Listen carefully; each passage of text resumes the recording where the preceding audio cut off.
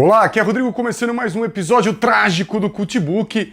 Nesse vídeo eu vou falar de um dos grandes clássicos do mestre da dramaturgia, o senhor William Shakespeare. E esse já é o segundo livro do Shakespeare que eu falo aqui no canal, vocês podem procurar aí, que tem Hamlet também aí nos meus vídeos. E já que eu falei de Hamlet, é interessante a gente fazer uma comparação entre Rei Lear e Hamlet e outras obras de Shakespeare, que há uma diferença sensível entre elas. No caso do Rei Lear, ao contrário do que acontece em Hamlet e outras peças de Shakespeare, não há aquele componente metafísico, fantasmagórico, enfim, aquela coisa que transcende a vida dos humanos. Em Rei Lear, tudo o que acontece é causado e provocado pela atitude humana, o que não significa que no fim a tragédia seja menor. E a edição que eu li para fazer esse vídeo foi essa edição de bolso aqui, com a tradução do excelente Milor Fernandes. Eu arriscaria dizer que o Milor dá um toque especial para a fluência do texto de Shakespeare, que é um texto difícil, um texto que vem do inglês arcaico.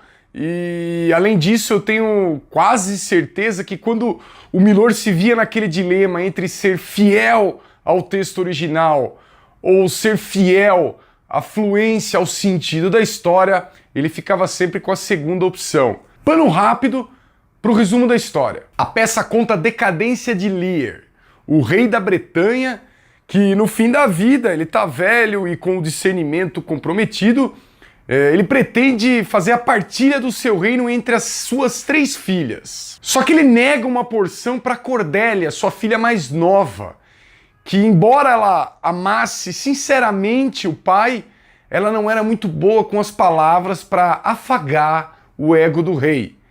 Enquanto as suas 2 outras irmãs, a Goneril e a Regana, essas sim sabiam como agradar o orgulho de Lear. Em outro núcleo da história, outro puxa-saco, Edmundo.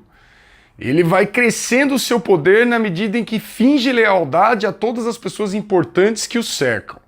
Logo no início, ele já prepara uma trama contra o seu irmão, Edgar, e joga o seu pai contra o seu irmão. No fim, como manda o manual da tragédia, bonzinhos e mauzinhos vão enfileirando a lista de mortos. Mas, como em toda boa história, o que importa não é a tragédia em si, mas como se chega até ela. E por isso Shakespeare foi um mestre, exatamente por conseguir fazer esse caminho da tragédia muito bem contado. E aqui em Rei Lear não é diferente. E como vocês já devem ter reparado pelo resumo, essa história fala muito de relações familiares, de política, de relação com poder e também de adulação. Um termo que na linguagem popular é mais conhecido como puxa-saquismo. Sim, porque logo no início da peça já começa uma reunião de Lear com suas 3 filhas falando da partilha do reino. 2 das suas filhas, as mais velhas, Goneril e Regana, se desmancham em elogios vazios ao rei. Já Cordélia, a filha mais nova, prefere ser sincera. Adivinha o que acontece? O rei privilegia as 2 filhas bajuladoras e tira a Cordélia da divisão, tira a Cordélia da partilha, manda ela embora, e poucas páginas depois foram necessárias para ele descobrir que tinha tomado uma decisão errada. O Rei Lear descobre que foi enganado, percebe que foi enganado, que suas 2 filhas mais velhas estavam de olho só no seu poder, e acaba saindo do seu próprio castelo com alguns homens do seu exército e acompanhado também do Bobo, o que não é nenhuma coincidência. É importante prestar atenção nessa história como decisões erradas e pontuais acabam se desdobrando em muitos fatos e terminando numa tragédia. Não só o Rei Lear, mas um outro núcleo da história, o Conde de Gloucester, que é um importante quadro do Reino da Bretanha, também comete um equívoco grave. Seu filho bastardo, Edmundo, bola uma trama para comprometer a confiança de Gloucester em relação a seu outro filho, Edgar, e consegue. Gloucester acaba caindo na armadilha de Edmundo e achando que, na verdade, o seu filho, Edgar, é um traidor. Para não ser punido, o Edgar precisa sair correndo, fugido, e se disfarçando de um morador de rua completamente louco. Mas é legal porque a cada novo ato da peça, as reviravoltas vão acontecendo. As duas irmãs, Goneril e Regana, que até então eram super aliadas, começam a se estranhar, principalmente por causa da lealdade e do coração de Edmundo, que, enquanto faz as suas tramas, flerta com as duas. Aliás, Edmundo é o que mais se dá bem nessas histórias de traições e adulações. Depois de ele aprontar pro próprio irmão, ele cria uma tramóia para prejudicar o seu pai, o Conde de Gloucester. O Duque de Cornualha, que é o cara que tem o poder naquele momento, depois que o Rei Lear é afastado, acaba desconfiando da lealdade de Gloucester, graças à intriga do Edmundo, e acaba punindo Gloucester, acaba furando o seu olho. E nessa de cegar o Gloucester, o criado do Conde de Gloucester acaba matando o Duque de Cornualha. Como vocês podem ver, tudo o que acontece vai sempre beneficiando o Edmundo, que vai sobrando. O Duque de Gloucester, por sua vez, cego, também acaba fugindo e sai perambulando pelo reino. E aqui tem uma ironia, uma doideira típica de Shakespeare, que só quando Gloucester sai, vai perambular, vai andar e fica cego, né, ele é expulso e fica cego, é que ele consegue enxergar tudo o que aconteceu. Ou seja, ele consegue perceber que na verdade ele tinha sido cruel e injusto com seu filho Edgar e tinha caído no joguinho do seu outro filho, Edmundo. Da mesma forma, Shakespeare trabalha as suas indiretas em relação a Rei Lear, que sai do seu castelo, vai caminhar em meio a uma forte tempestade, que literalmente indica o clima que vive a alma de Lear. E é curioso porque nessa andança, em meio a essa tempestade, o rei, né, o Lear, está completamente abalado, sua saúde mental completamente comprometida. Ele começa a falar coisas absolutamente sem sentidos, começa a devanear o tempo todo, e quem está ao seu lado o tempo todo é o bobo. E é justamente o bobo que consegue proferir nesses diálogos as coisas mais sóbrias, as coisas mais sensatas. Ou seja, em meio a essa confusão, a única pessoa que está presa, que ainda está fiel à sanidade, é justamente o bobo. Não é à toa, vocês já devem ter percebido, o rei está andando por um lado, Conde de Gloucester andando para o outro. O que vai acontecer é que todos vão acabar se encontrando. Gloucester vai encontrar o seu filho Edgar, que está se fingindo de louco, e é nesse momento em que Gloucester anda com o seu filho Edgar, né, fingindo estar louco, acontece uma das frases mais poderosas da peça.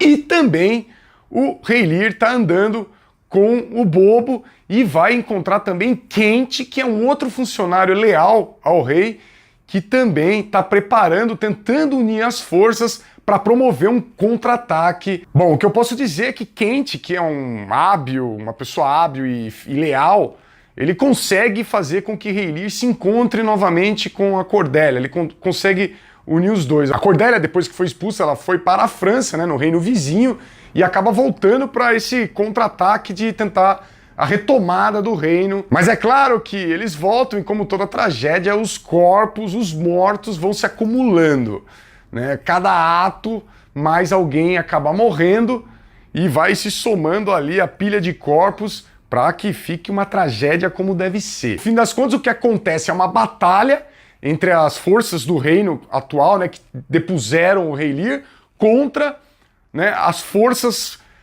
formadas pelo que sobrou do exército de Lear e as forças aliadas da sua filha Cordélia. Só que eles acabam derrotados.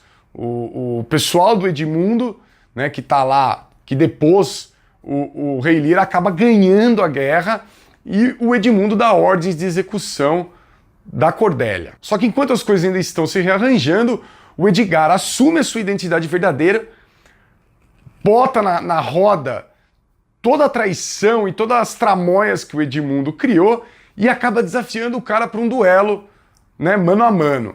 O Edgar acaba matando o irmão, né, mas apesar de todos esses esforços, a ordem de execução da Cordelia já havia sido dada, e quando eles chegam, ela está morta. E Lear, quando vê a sua filha morta, a sua filha que amava ele, né, que o amava de verdade, morta, principalmente por culpa dele, não se contém e fica doente de decepção e acaba morrendo também. Agora, mais do que o desfecho, do que a história em si, é muito interessante prestar atenção em como Shakespeare lida com os sentimentos mais humanos, sentimentos demasiadamente humanos que dão a tônica das suas tragédias. Nesse, especificamente, me chamou muito a atenção como ele trabalha os puxa-sacos, aqueles aduladores que fazem de tudo para subir na vida, para estar sempre ali margeando o poder, cercando os poderosos para se dar bem em algum momento. Que é o caso das duas filhas do rei, a Goneril e a Regana, e principalmente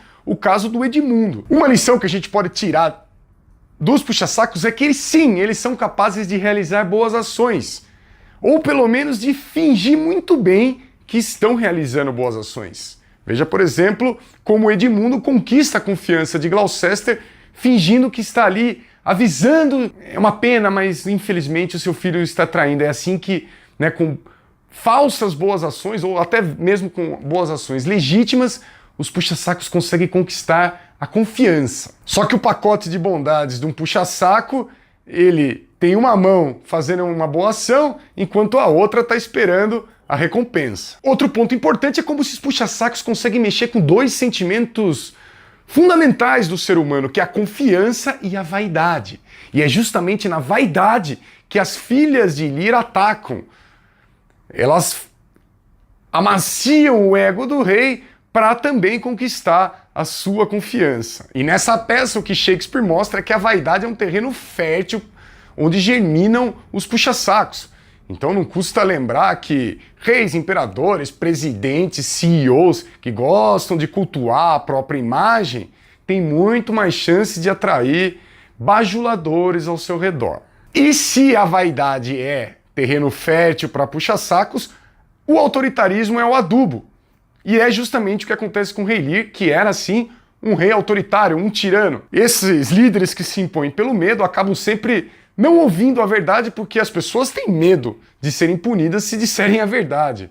Ou, né, quem está em volta sabe que pode mexer com a sua vaidade, né, e usar essa tirania a seu favor. Até porque líderes autoritários geralmente são pessoas que necessitam de aprovação o tempo todo. E no fundo, são pessoas bastante inseguras. No caso do rei Lear, tudo isso se deve principalmente ao fato dele já estar no fim da vida, sem aquela autoconfiança de antes e também sem o seu discernimento, né, sem a sua sanidade totalmente 100%. Enfim, espero que vocês tenham gostado dessa história. Comentem, deem suas sugestões nos comentários para os próximos vídeos.